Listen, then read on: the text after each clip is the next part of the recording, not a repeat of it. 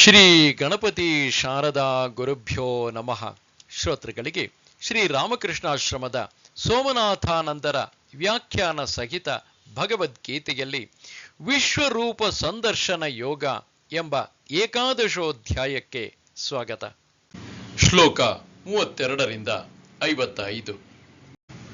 ಅಥ ಏಕಾದಶೋಧ್ಯಾಯಃ ವಿಶ್ವರೂಪ ಸಂದರ್ಶನ ಯೋಗಃ. ಅರ್ಜುನನು ಭಗವಂತನ ವಿಶ್ವರೂಪವನ್ನು ನೋಡಿ, ನೀನು ಯಾರು ಹೇಳು ದೇವದೇವ, ನಿನಗೆ ನಮಸ್ಕಾರ, ಆದಿಪುರುಷನಾದ ನಿನ್ನನ್ನು ತಿಳಿಯಲು ಇಚ್ಛಿಸುತ್ತೇನೆ ಎಂದು ಕೇಳಿದಾಗ ಭಗವಂತನು ಹೀಗೆ ಹೇಳುತ್ತಾನೆ. ಶ್ರೀ ಭಗವಾನುವಾಚ ಕಾಲೋಸ್ಮಿ ಲೋಕಕ್ಷಯಕೃತ್ ಪ್ರವೃತ್ತಃ ಲೋಕಾನ್ ಸಮಾಹರ್ತುಮಿಹ ಪ್ರವೃತ್ತಃ ಋತೇಪಿ ನ ಭವಿಷ್ಯಂತಿ ಸರ್ವೇ ಏವ ಸ್ಥಿತಾ ಪ್ರತ್ಯನಿಕೇಷು ಯೋಧಾಃ. ಲೋಕಗಳನ್ನು ನಾಶ ಮಾಡಲು ಹೊರಟಿರುವ ಕಾಲನು ನಾನು. ಲೋಕಗಳನ್ನೆಲ್ಲ ನಾಶಗೊಳಿಸಲೆಂದೇ ಇಲ್ಲಿಗೆ ಬಂದಿದ್ದೇನೆ. ಈ ಸೇನೆಗಳೆಲ್ಲ, ಯುದ್ಧಕ್ಕಾಗಿ ಬಂದಿರುವ ಈ ಯೋಧರೆಲ್ಲರೂ ನೀನು ಯುದ್ಧ ಮಾಡೆನು ಎಂದರು. ಇವರು ಬದುಕುವವರಲ್ಲ. ಶ್ರೀಕೃಷ್ಣ ಈಗ ಅರ್ಜುನನಿಗೆ ತೋರಿಸುತ್ತಿರುವ ವಿಶ್ವರೂಪ ಸಂಹಾರಕನ ರೂಪ ಅವನು ಹಿಂದೆ ತೋರಿದ ವಿಶ್ವರೂಪಗಳಲ್ಲಿ ಇದು ಇರಲಿಲ್ಲ. ಅವನು ತಾನು ಸರ್ವರಲ್ಲಿಯೂ ಇದ್ದೇನೆ, ಸರ್ವವೂ ತನ್ನಲ್ಲಿವೆ ಎಂಬ ಭಾವವನ್ನು ತೋರಿದ. ಅದು ನೋಡುವುದಕ್ಕೆ ಅಷ್ಟು ಭಯಾನಕವಲ್ಲ. ಸಣ್ಣ ಮಗುವಾದಾಗ ಶ್ರೀಕೃಷ್ಣ ತನ್ನ ಬಾಯನ್ನು ಯಶೋದೆಗೆ ತೋರಿದ. ಅವಳು ಅಲ್ಲಿ ಬ್ರಹ್ಮಾಂಡವನ್ನು ಕಂಡಳು. ದುರ್ಯೋಧನನಿಗೆ ಸಂಧಿಯ ಸಮಯದಲ್ಲಿ ವಿಶ್ವರೂಪವನ್ನು ತೋರಿದ. ಅಲ್ಲಿ ಎಲ್ಲರೂ ಕೃಷ್ಣನಂತೆ ಕಂಡರು. ಕೃಷ್ಣನಲ್ಲದವರು ಯಾರೂ ಇರಲಿಲ್ಲ. ಅದೊಂದು ವಿಶ್ವರೂಪ. ಆದರೆ ಇಲ್ಲಿ ಕುರುಕ್ಷೇತ್ರದಲ್ಲಿ ಅರ್ಜುನನಿಗೆ ತೋರುತ್ತಿರುವ ರೂಪವಾದರೂ ಸಂಹಾರಕನ ವಿಶ್ವರೂಪ. ಭಗವಂತ ಆಗಲೇ ಸಂಹಾರಕನ ಉಡುಪಿನಲ್ಲಿದ್ದಾನೆ. ಆಗ ಅವನನ್ನು ನೋಡುವುದಕ್ಕೆ ಬಹಳ ಧೈರ್ಯ ಬೇಕು. ಪ್ರಪಂಚ ಸಂಹಾರಕ್ಕೆ ಅಣಿಯಾಗಿದೆ. ಅವನೂ ಕೂಡ ಅದನ್ನು ಮಾಡಲು, ಅಂದರೆ ಭಗವಂತನೂ ಕೂಡ ಅದನ್ನು ಮಾಡಲು ಉದ್ಯುಕ್ತನಾಗಿರುವನು. ತೆನೆ ಹೊಲದಲ್ಲಿ ಬಲಿತು ನಿಂತಿದೆ. ರೈತ ಕೂಡ ತನ್ನ ಕುಡುಗೋಲನ್ನು ತೆಗೆದುಕೊಂಡು ಬಂದಿರುವನು ತೆನೆಗಳನ್ನೆಲ್ಲ ಕತ್ತರಿಸುವುದಕ್ಕೆ.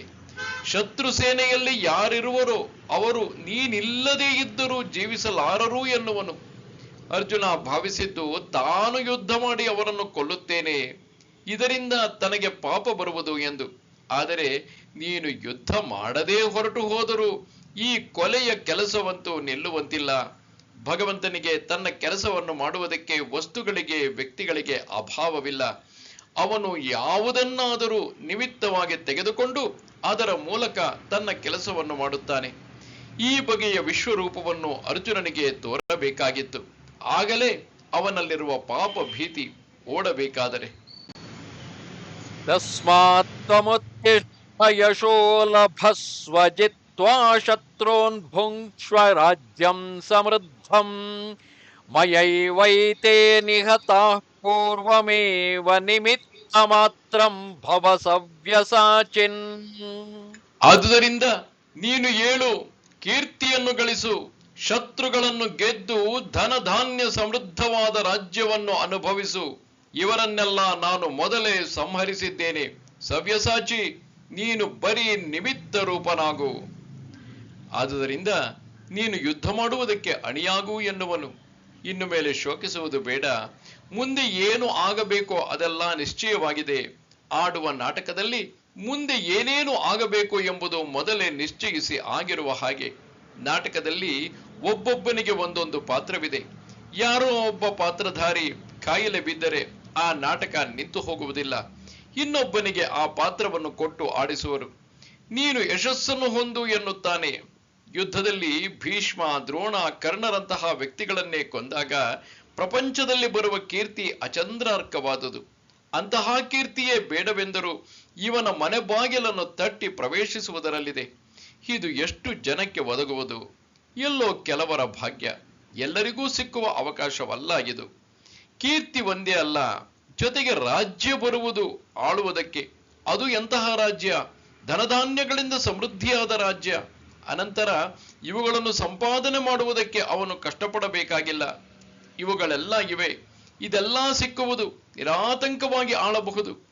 ಇವರೆಲ್ಲ ಮೊದಲೇ ನನ್ನಿಂದ ಹತರಾಗಿದ್ದಾರೆ, ಇವರೆಲ್ಲ ಆಗಲೇ ಕೊಲ್ಲಲ್ಪಟ್ಟಿದ್ದಾರೆ. ಅರ್ಜುನ, ಸತ್ತವನನ್ನು ನೂಕಬೇಕಾಗಿದೆ ಅಷ್ಟೇ.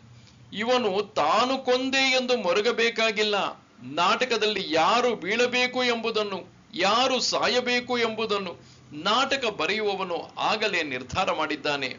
ರಂಗಭೂಮಿಯ ಮೇಲೆ ಅವನು ಹಾಗೆಯೇ ಬೀಳಬೇಕಾಗಿದೆ. ಅವನಿಗೆ ಬೇರೆ ವಿಧಿಯೇ ಇಲ್ಲ. ಸೂತ್ರಧಾರ ಹೇಳುವಂತೆ ನಟ ಕೇಳಬೇಕು. ನೀನು ನಿಮಿತ್ತನಾಗು ಎನ್ನುತ್ತಾನೆ.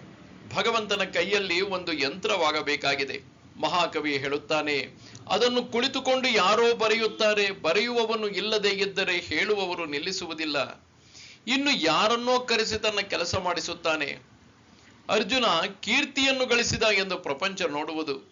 ಆದರೆ ಭಗವಂತ ಅವನಿಗೆ ಕೀರ್ತಿಯನ್ನು ಕೊಟ್ಟದ್ದನ್ನು ಸ್ವೀಕರಿಸಿದ ಅರ್ಜುನ ಅಷ್ಟೇ. ಇದು ತೆರೆಯ ಮರೆಯ ಹಿಂದಿನ ದೃಶ್ಯ. ಕುಳಿತು ನೋಡುವವರಿಗೆ ಇದು ಕಾಣುವುದಿಲ್ಲ. ಭಗವಂತ ಒಂದು ಯಕ್ಕಶ್ಚಿತ್ ವಸ್ತುವಿನ ಮೂಲಕ ಅಮೋಘವಾದುದನ್ನು ಮಾಡಬಲ್ಲ. ಜನ ಹೊರಗೆ ಇರುವ ವಸ್ತುವನ್ನು ನೋಡುತ್ತಾರೆಯೇ ಹೊರತು ಅದನ್ನು ಉಪಯೋಗಿಸುವವನು ಅವರಿಗೆ ಕಾಣುವುದಿಲ್ಲ. ಒಬ್ಬ ಭಗವಂತನ ನಿಮಿತ್ತವಾಗುವುದಕ್ಕೆ ಒಪ್ಪಿಕೊಂಡರೆ ಭಗವಂತ ಅವನನ್ನು ಉಪಯೋಗಿಸುವನು.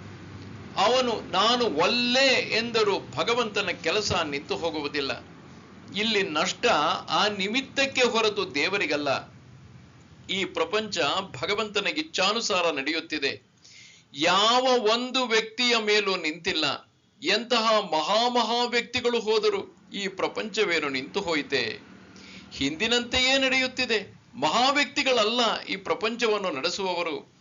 ದೇವರು ಮಹಾವ್ಯಕ್ತಿಗಳನ್ನು ನಡೆಸುವುದು.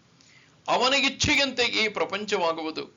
ಅದಕ್ಕೆ ನಾವು ಮಣಿದರೆ ಉದ್ಧಾರವಾಗುವೆವು. ನಾವು ಮಣಿಯದೇ ಇದ್ದರೆ ನಾವು ಹಾಳಾಗಿ ಹೋಗುವೆವು. ದ್ರೋಣಂಚ ಭೀಷ್ಮಂಚ ಜಯದ್ರಥಂಚ ಕರ್ಣಂ ತಥಾನ್ಯಾನಪಿ ಯೋಧವೀರಾಂ ಮಯಾ ಹತಾಂಸ್ತ್ವಂ ಜಹಿಮಾ ವ್ಯಥಿಷ್ಠಾಃ ಯುಧ್ಯಸ್ವ ಜೇತಾಸಿ ರಣೇ ಸಪತ್ನಾನ್. ನನ್ನಿಂದ ಹತರಾದ ದ್ರೋಣ, ಭೀಷ್ಮ, ಜಯದ್ರಥ, ಕರ್ಣ ಇವರನ್ನು ಮತ್ತು ಇತರ ವೀರರನ್ನು ನೀನು ಕೊಲ್ಲು. ವ್ಯಥೆ ಪಡಬೇಡ. ಯುದ್ಧದಲ್ಲಿ ಶತ್ರುವನ್ನು ಜಯಿಸುವೆ. ಆದುದರಿಂದಲೇ ಯುದ್ಧ ಮಾಡು. ಅರ್ಜುನ ಕೊಲ್ಲುವುದಕ್ಕೆ ಮುಂಚೆಯೇ ಶ್ರೀಕೃಷ್ಣ ಅವರೆಲ್ಲ ಕಾಲವಾಗಬೇಕೆಂದು ಸಂಕಲ್ಪ ಮಾಡಿರುವನು. ಯಾರು ಅದಕ್ಕೆ ವಿರೋಧವಾಗಿ ಹೋಗುವ ಹಾಗಿಲ್ಲ. ದ್ರೋಣ ಪಾಂಡವರ ಗುರು, ಅದರಲ್ಲಿಯೂ ಅರ್ಜುನನ ಮೆಚ್ಚಿನ ಗುರು. ಭೀಷ್ಮಾಚಾರ್ಯರಾದರೂ ಅಷ್ಟವಸುಗಳಲ್ಲಿ ಒಬ್ಬರು, ಇಚ್ಛಾಮರಣಿಗಳು. ಜಯದ್ರಥ ದುರ್ಯೋಧನನ ತಂಗಿಯನ್ನು ಮದುವೆಯಾದವನು. ತಪಸ್ಸು ಮಾಡಿ ಅರ್ಜುನನ ವಿನ ಪಾಂಡವರನ್ನೆಲ್ಲ ಒಂದು ದಿವಸದ ಮಟ್ಟಿಗೆ ಸೋಲಿಸುತ್ತೇನೆ ಎಂಬ ವರವನ್ನೂ ಪಡೆದಿದ್ದವನು. ಕರ್ಣ ಇಡೀ ಕೌರವನ ಪಕ್ಷದಲ್ಲಿ ಅರ್ಜುನನಿಗೆ ಸಮನಾಗಿ ಕಾದಬಲ್ಲ ವೀರ. ದುರ್ಯೋಧನನ ಬಲಗೈ ಇದ್ದಂತೆ ಇರುವವನು. ಇಂತಹ ಅತಿರಥ ಮಹಾರಥರೆಲ್ಲರ ಆಯಸ್ಸು ಮುಗಿಯುತ್ತಾ ಬಂದಿದೆ. ಅರ್ಜುನ ನಿಮಿತ್ತ ಮಾತ್ರವಾಗಿ ಅವರೊಂದಿಗೆ ಯುದ್ಧ ಮಾಡಬೇಕಾಗಿದೆ ಅಷ್ಟೇ. ಅವರೆಲ್ಲ ಸತ್ತು ಬೀಳುವರು. ವ್ಯಥೆ ಪಡಬೇಡ ಎನ್ನುತ್ತಾನೆ. ಅರ್ಜುನ ಗುರುಗಳನ್ನು ಹಿರಿಯರನ್ನು ಕೊಲ್ಲುತ್ತಿರುವೆ ಎಂದು ತಿಳಿಯಬೇಕಾಗಿಲ್ಲ. ನಿಜವಾಗಿ ಇವರನ್ನೆಲ್ಲ ಕೊಲ್ಲುತ್ತಿರುವವನು ಭಗವಂತ. ಅರ್ಜುನನಿಗೆ ಇದರಿಂದ ಯಾವ ಪಾಪವೂ ಬರುವುದಿಲ್ಲ. ಅರ್ಜುನನ ಮನಸ್ಸಿನಲ್ಲಿ ಅಳುಕುತ್ತಿದ್ದ ಮತ್ತೊಂದು ಪ್ರಶ್ನೆಯೇ, ಯುದ್ಧದಲ್ಲಿ ನಾವೇ ಗೆಲ್ಲುತ್ತೇವೆಯೋ ಅಥವಾ ಅವರು ಗೆಲ್ಲುತ್ತಾರೆಯೋ ಎಂಬ ಸಂದೇಹ. ಆ ಸಂದೇಹವನ್ನು ನಿವಾರಣೆ ಮಾಡುವುದಕ್ಕಾಗಿ ನೀವೇ ಗೆಲ್ಲುವಿರಿ, ಇದರಲ್ಲಿ ಯಾವ ಸಂದೇಹವೂ ಇಲ್ಲ ಎಂದು ಹೇಳುತ್ತಾನೆ. ನಂತರ ಸಂಜಯ ಹೇಳುತ್ತಾನೆ, ಸಂಜಯ ಉವಾಚ ಏತಚ್ಛ್ರುತ್ವಾ ವಚನಂ ಕೇಶವಸ್ಯ ಕೃತಾಂಜಲಿರ್ವೇಪಮಾನಃ ಕಿರೀಟಿ ನಮಸ್ಕೃತ್ಯ ಭೂಯ ಏವಾಹ ಕೃಷ್ಣಂ ಸಗದ್ಗದಂ ಭೀತ ಪ್ರಣಮ್ಯ. ಶ್ರೀಕೃಷ್ಣನಿಗೆ ಈ ಮಾತನ್ನು ಕೇಳಿ ಅರ್ಜುನನು ಕೈಗಳನ್ನು ಜೋಡಿಸಿಕೊಂಡು ನಡುಗುತ್ತಾ ಪುನಃ ಪುನಃ ನಮಸ್ಕರಿಸುತ್ತಾ ಅತ್ಯಂತ ಭೀತನಾಗಿ ತಲೆಬಾಗಿಸಿಕೊಂಡು ಶ್ರೀಕೃಷ್ಣನನ್ನು ಕುರಿತು ಗದ್ಗದ ಕಂಠದಿಂದ ಹೀಗೆ ಹೇಳುತ್ತಾನೆ. ಯುದ್ಧ ಕ್ಷೇತ್ರಕ್ಕೆ ದೂರದಲ್ಲಿರುವ ಸಂಜಯನಿಗೆ ಅರ್ಜುನ ಏನು ಮಾಡುತ್ತಿದ್ದಾನೆ ಎಂಬುದು ಕಾಣುತ್ತಿದೆ. ಅವನು ಧೃತರಾಷ್ಟ್ರನಿಗೆ ಹೇಳುತ್ತಿದ್ದಾನೆ, ಅರ್ಜುನನಿಗೆ ಇನ್ನು ಯಾವ ಸಂದೇಹವೂ ಇಲ್ಲ. ಮುಂದೆ ಏನಾಗುವುದು ಎಂಬುದು ಸ್ಪಷ್ಟವಾಗಿ ಗೊತ್ತಾಗುವುದು. ಭಕ್ತಿ ಮತ್ತು ಎಂದು ಭಯದಿಂದ ಕೈಗಳನ್ನು ಜೋಡಿಸಿಕೊಂಡು ಕೃಷ್ಣನನ್ನು ಪ್ರಾರ್ಥನೆ ಮಾಡುತ್ತಾನೆ. ಹಾಗೆ ಪ್ರಾರ್ಥಿಸುವಾಗ ಗದ್ಗದ ಕಂಠ, ಭಾವ ಒಳಗಿನಿಂದ ಉಕ್ಕುತ್ತಿರುವಾಗ ಬಾಯಿಯಲ್ಲಿ ಮಾತು ಸರಾಗವಾಗಿ ಹೊರಡುವುದಿಲ್ಲ, ತಡೆದು ಬರುತ್ತಿದೆ. ಅರ್ಜುನ ಕ್ಷತ್ರಿಯ ವೀರಯೋಧ, ಅವನು ಕವಿಯಲ್ಲ. ಆದರೆ ಭಾವ ಉಕ್ಕಿ ಬಂದರೆ ಅದೊಂದು ಕಾವ್ಯದ ಹೊನಲಾಗುವುದು. ಅರ್ಜುನ ಹೀಗೆ ಪ್ರಾರ್ಥಿಸುತ್ತಾನೆ. ಅರ್ಜುನ ಉವಾಚ ಸ್ಥಾನೇ ಹೃಷಿಕೇಶ ತವ ಪ್ರಕೀರ್ತ್ಯ ಜಗತ್ ಪ್ರಹೃಷ್ಯತ್ಯನುರಜ್ಯತೆ ಚ ರಕ್ಷಾಂಸಿ ಭೀತಾಗ್ನಿ ದಿಶೋ ದ್ರವಂತಿ ಸರ್ವೇ ನಮಸ್ಯಂತಿ ಚ ಸಿದ್ಧ ಸಂಘಾಃ. ಋಷಿಕೇಶ, ನಿನ್ನ ಮಹಾತ್ಮ್ಯ ಕೀರ್ತನೆಯಿಂದ ಜಗತ್ತು ಸಂತೋಷ ಪಡುತ್ತಿದೆ ಮತ್ತು ಅನುರಾಗವನ್ನು ಹೊಂದುತ್ತಿದೆ. ರಾಕ್ಷಸರು ಭೀತರಾಗಿ ದೆಸೆಗೂ ಓಡುತ್ತಿರುವರು, ದಿಕ್ಕಿಗೂ ಓಡುತ್ತಿರುವರು. ಸಿದ್ಧರ ಸಂಘ ನಮಸ್ಕರಿಸುತ್ತಿದೆ. ಇವೆಲ್ಲ ಯುಕ್ತವೇ ಸರಿ. ಈ ವಿಶ್ವರೂಪವನ್ನು ನೋಡುತ್ತಿದ್ದವರು ಅಧರ್ಮ ನಾಶದಲ್ಲಿ ಭಗವಂತನು ಹೇಗೆ ಉದ್ಯುಕ್ತನಾಗಿದ್ದಾನೆ ಎಂಬುದನ್ನು ನೋಡಿ ಕೊಂಡಾಡುತ್ತಿದ್ದಾರೆ. ಅವನನ್ನೇ ನೆಚ್ಚಿದ ಧರ್ಮಾತ್ಮರನ್ನು ಅವನು ಎಂದಿಗೂ ಕೈಬಿಡುವುದಿಲ್ಲ ಎಂಬುದನ್ನು ನೋಡುತ್ತಿದ್ದಾರೆ. ಅದಕ್ಕಾಗಿ ಅವನನ್ನು ಪ್ರೀತಿಸುತ್ತಿದ್ದಾರೆ. ಇಲ್ಲಿ ಎರಡು ಬಗೆಯ ಜನರು ಇರುವರು. ರಾಕ್ಷಸರು ಎಂದರೆ ಅಧರ್ಮಿಗಳು. ಭಗವಂತನ ಕಾಲರುದ್ರನ ರೂಪವನ್ನು ನೋಡಿ ಅಂಜಿಕೆಯಿಂದ ಓಡಿ ಹೋಗುತ್ತಿರುವರು. ದುಷ್ಟರ ಸ್ವಭಾವವೇ ಹಾಗೆ. ತಮಗಿಂತ ದುರ್ಬಲರಾದವರನ್ನು ಕಂಡರೆ ಪೀಡಿಸುವರು. ಆದರೆ ತಮಗಿಂತ ಬಲಿಷ್ಠರಾದವರನ್ನು ಕಂಡರೆ ಓಡಿ ಹೋಗುವರು. ಈ ದೃಶ್ಯವನ್ನು ತಾಳಲಾರರು ರಾಕ್ಷಸರು. ಅಂಜಿಕೆಯಿಂದ ಪಲಾಯನ ಮಾಡುತ್ತಿರುವರು. ಮತ್ತೊಂದು ವರ್ಗದವರೇ ಸಿದ್ಧರು, ಭಗವಂತನ ನೈಜ ಸ್ಥಿತಿಯನ್ನು ಬಲ್ಲವರು. ಇಂತಹ ರುದ್ರ ರೂಪವನ್ನು ನೋಡಿದರೂ ಅದರ ಹಿಂದೆ ಇರುವ ಪ್ರೇಮಮೂರ್ತಿ ಇವರಿಗೆ ಕಾಣದೇ ಇಲ್ಲ. ಅವನು ಅಧರ್ಮಿಗಳಿಗೆ ರುದ್ರ, ಆದರೆ ಯಾರು ಅವನ ಭಕ್ತರೋ ಅವರಿಗೆ ಅವನು ಯಾವಾಗಲೂ ಪ್ರೇಮಮೂರ್ತಿಯೇ. ನರಸಿಂಹ ರಾಕ್ಷಸನನ್ನು ಸಿಗಿದಾಗ ಪ್ರಹ್ಲಾದ ಹತ್ತಿರ ಬಂದು ನಿಂತುಕೊಂಡರೆ ಅವನನ್ನು ಪ್ರೇಮದಿಂದ ನೆಕ್ಕುತ್ತಾನೆ. ಬೆಕ್ಕು ಎಲೆಯನ್ನು ತನ್ನ ಬಾಯಲ್ಲಿ ಹಿಡಿದು ನಿಷ್ಕರುಣೆಯಿಂದ ಅಗೆದರೂ ತನ್ನ ಮರಿಯನ್ನು ಅದೇ ಬಾಯಿಂದ ಸ್ವಲ್ಪವೂ ನೋವಾಗದ ರೀತಿ ಪ್ರೀತಿಯಿಂದ ಹಿಡಿದುಕೊಳ್ಳುವುದು. ಅದರಂತೆ ಭಕ್ತರು ಭಗವಂತ ಎಂತಹ ರುದ್ರನ ರೂಪವನ್ನು ಧರಿಸಿದ್ದರೂ ಅದರ ಹಿಂದೆ ಇರುವ ಪ್ರೇಮ ಮೂರ್ತಿಯನ್ನು ನೋಡುವರು. ಕಸ್ಮಾಚ್ಚತೇನ ನಮೇರನ್ ಮಹಾತ್ಮನ್ ಗರೀಯಸೆ ಬ್ರಹ್ಮಣೋಪ್ಯಾದಿಕರ್ತೆ ಅನಂತ ದೇವೇಶ ಜಗನ್ನಿವಾಸ ತ್ವಮಕ್ಷರಂ ಸದಸತ್ತತ್ಪರಯ್ಯತ್. ಮಹಾತ್ಮನೇ, ಬ್ರಹ್ಮನಿಗೂ ಆದಿಕಾರಣನಾದ ಉತ್ಕೃಷ್ಟನಾದ ನಿನಗೆ ಹೇಗೆ ತಾನೇ ನಮಸ್ಕರಿಸದೇ ಇದ್ದಾರೋ? ಅನಂತ ದೇವೇಶ ಜಗನ್ನಿವಾಸ, ನೀನೇ ಅಕ್ಷರ, ಸತ್ತು ಅಸತ್ತು ಮತ್ತು ಪರವಾದದ್ದು. ವಿಷ್ಣು ಪೌರಾಣಿಕ ರೀತಿಯಲ್ಲಿ ಬ್ರಹ್ಮನಿಗೂ ಮೂಲ. ವಿಷ್ಣುವಿನ ನಾಭಿಯಿಂದ ಬ್ರಹ್ಮ ಹುಟ್ಟಿದ ಅನಂತರ ಪ್ರಪಂಚವನ್ನು ಬ್ರಹ್ಮ ಸೃಷ್ಟಿಸಲು ಪ್ರಾರಂಭಿಸುವನು. ಭಗವಂತ ಎಲ್ಲರಿಗಿಂತಲೂ ಉತ್ಕೃಷ್ಟ. ಈ ಪ್ರಪಂಚದಲ್ಲಿ ಎಲ್ಲಿಯಾದರೂ ಯಾವುದಾದರೂ ಒಂದು ಒಳ್ಳೆಯ ವಸ್ತುವಿದ್ದರೆ ಅದೆಲ್ಲ ಭಗವಂತನ ಪ್ರಭೆ. ಎಲ್ಲರೂ ಅವನನ್ನು ಪ್ರತಿಬಿಂಬಿಸುವವರೇ. ಅವನನ್ನು ಮೀರಿದವರಿಲ್ಲ ಮತ್ತು ಅವನಿಗೆ ಸಮನಾದವರೂ ಇಲ್ಲ. ಇಂತಹ ಪವಿತ್ರಾತ್ಮ ಎದುರಿಗೆ ನಿಂತಿರುವಾಗ ಯಾರಿಗೆ ನಮಸ್ಕರಿಸದಿರಲು ಸಾಧ್ಯ?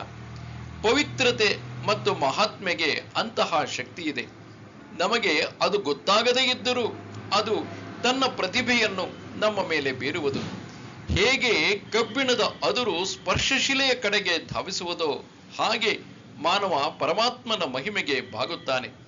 ಅವನು ಅನಂತ, ಅವನಿಗೆ ಒಂದು ಆದಿ ಅಂತ್ಯಗಳಿಲ್ಲ. ಎಲ್ಲೆಲ್ಲಿಯೂ ತುಂಬಿರುವನು, ಅವನಿಲ್ಲದ ಸ್ಥಳವಿಲ್ಲ. ಅವನು ದೇವೇಶ. ಇಂದ್ರ, ವರುಣ, ಅಗ್ನಿ ಮುಂತಾದ ದೇವತೆಗಳೆಲ್ಲ ಭಗವಂತನ ಆಜ್ಞೆಯನ್ನು ಶಿರಸಾವಹಿಸಿ ಪಾಲಿಸುವರು. ಅವನು ಈ ದೇವತೆಗಳ ಮೂಲಕ ಕೆಲಸ ಮಾಡುವನು. ಅವನು ಜಗತ್ತಿಗೆಲ್ಲ ನಿವಾಸ ಸ್ಥಾನ, ಆಶ್ರಯ ಸ್ಥಾನ. ಅವನಿದ್ದರೆ ಜಗತ್ತು, ಸಾಗರ ಇದ್ದರೆ ಅಲೆಗಳು ಹೇಗೋ ಹಾಗೆ ಅವನಿಂದ ಜಗತ್ತಿನ ಗುಳ್ಳೆ ಏಳುವುದು. ಅವನು ಅಕ್ಷರ, ಎಂದಿಗೂ ನಾಶವಾಗದವನು. ಈ ಪ್ರಪಂಚದಲ್ಲಿ ಅವನು ವಿನ ಉಳಿದವುಗಳೆಲ್ಲ ಅಲೆಯಂತೆ ಏಳುವವು ಬೀಳುವವು. ಇರುವಾಗ ಬದಲಾಯಿಸುವವು, ಏಳುವುದಕ್ಕೆ ಮುಂಚೆ ಇರುವುದಿಲ್ಲ, ಬಿದ್ದಾದ ಮೇಲೆ ಇರುವುದಿಲ್ಲ.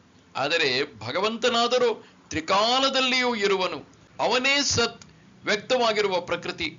ಅವ್ಯಕ್ತ, ವ್ಯಕ್ತವಾಗದೇ ಇರುವ ಪ್ರಕೃತಿ, ಮತ್ತು ಪರ ಎಂದರೆ ಅವ್ಯಕ್ತಕ್ಕಿಂತಲೂ ಆಳವಾದ ಅಗಮ್ಯವಾದ ಭಾವ.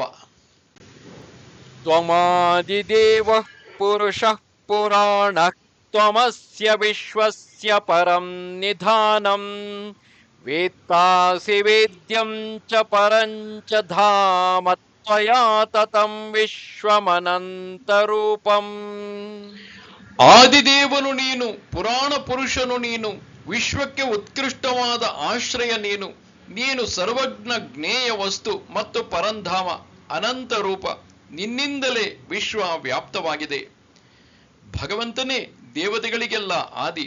ಅವನಿಗಿಂತ ಮುಂಚೆ ಯಾರೂ ಇರಲಿಲ್ಲ. ಮುಂಚೆ ಅವನು, ಅನಂತರ ಉಳಿದ ದೇವತೆಗಳೆಲ್ಲ ಅವನ ಇಚ್ಛಾಮಾತ್ರದಿಂದ ಜನಿಸಿದವರು. ಇವನಷ್ಟು ಹಳಬರು ಯಾರೂ ಇಲ್ಲ. ಈ ಪ್ರಪಂಚದಲ್ಲಿ ಆದಿಯಿಂದ ಅಂತ್ಯದವರೆಗೆ ನೋಡುತ್ತಿರುವವನು ಇವನೊಬ್ಬನೇ. ಇವನೇ ಈ ಸೃಷ್ಟಿ ನಾಟಕದ ಕರ್ತೃ, ನಿತ್ಯ ಪ್ರೇಕ್ಷಕ. ಈ ಬ್ರಹ್ಮಾಂಡಕ್ಕೆ ಇವನಷ್ಟು ಶ್ರೇಷ್ಠವಾದ ಆಶ್ರಯ ಮತ್ತೊಂದಿಲ್ಲ. ಈ ಬ್ರಹ್ಮಾಂಡವೇನು ಸಾಮಾನ್ಯವೇ? ಸಮುದ್ರ ತೀರದ ಮರಳಿನ ಕಣಗಳನ್ನು ಮೀರಿ ಸೂರ್ಯ ಚಂದ್ರ ನಿಹಾರಿಕೆಗಳಿವೆ. ಇಂತಹ ಬೃಹತ್ ವಿಶ್ವಕ್ಕೆ ತಳಪಾಯ ಇನ್ನೆಷ್ಟು ದೊಡ್ಡದಾಗಿರಬೇಕು ಮತ್ತು ಭದ್ರವಾಗಿರಬೇಕು. ಇವನು ಸರ್ವಜ್ಞ. ಈ ಪ್ರಪಂಚದಲ್ಲಿ ಎಲ್ಲವನ್ನೂ ಸೃಷ್ಟಿಸಿದವನು. ಅವನು ಏತಕ್ಕಾಗಿ ಸೃಷ್ಟಿಸಿದನೋ ಅದು ಅವನೊಬ್ಬನಿಗೆ ಗೊತ್ತು. ನಾವೆಲ್ಲ ನಮ್ಮ ಎದುರಿಗೆ ಇರುವ ವಸ್ತುವನ್ನು ಸ್ವಲ್ಪ ತಿಳಿದುಕೊಳ್ಳಬಲ್ಲೆವು ಅಷ್ಟೇ. ಆಳಕ್ಕೆ ಹೋಗಲಾರೆವು. ಅದರ ಗುಣಗಳನ್ನೆಲ್ಲ ತಿಳಿದುಕೊಳ್ಳಲಾರೆವು. ಅದಕ್ಕೂ ಮತ್ತೊಂದಕ್ಕೂ ಇರುವ ಸಂಬಂಧ ನಮಗೆ ಗೊತ್ತಿಲ್ಲ. ಭೂಮದಲ್ಲಿ ಅದಕ್ಕೆ ಇರುವ ಸ್ಥಾನ ನಮಗೆ ಗೊತ್ತಿಲ್ಲ. ಇದೆಲ್ಲ ಗೊತ್ತಿರುವುದು ಒಬ್ಬನಿಗೆ, ಅವನೇ ಪರಮಾತ್ಮ. ಈ ಪ್ರಪಂಚದಲ್ಲಿ ಜ್ಞೇಯ ವಸ್ತು ಅಂದರೆ ತಿಳಿದುಕೊಳ್ಳಬೇಕಾಗಿರುವುದು ಇದೊಂದೇ. ಉಳಿದವುಗಳೆಲ್ಲ ಅಲ್ಪ. ಅಲ್ಪವನ್ನು ತಿಳಿದುಕೊಂಡರೆ ಅಲ್ಲಿಗೆ ಅದು ಕೊನೆಗಾಣುವುದು. ಆದರೆ ಯಾವಾಗ ಪ್ರಪಂಚದಲ್ಲಿ ಭಗವಂತನನ್ನು ಅರಿಯುವೆವೋ ಆಗ ಎಲ್ಲವನ್ನೂ ಅರಿಯುವೆವು. ನಾವೆಂದರೆ ಏನೆನ್ನುವುದು ಗೊತ್ತಾಗುವುದು. ಜಗತ್ತೆಂದರೆ ಏನೆನ್ನುವುದು ಗೊತ್ತಾಗುವುದು. ಅವನೇ ಶ್ರೇಷ್ಠವಾದ ಸ್ಥಾನ, ಪರಂಧಾಮ. ಯಾವಾಗ ನಾವು ಅಲ್ಲಿಗೆ ಹೋಗುವೆವೋ ಈ ಸಂಸಾರ ಚಕ್ರದಿಂದ ತಪ್ಪಿಸಿಕೊಳ್ಳುತ್ತೇವೆ.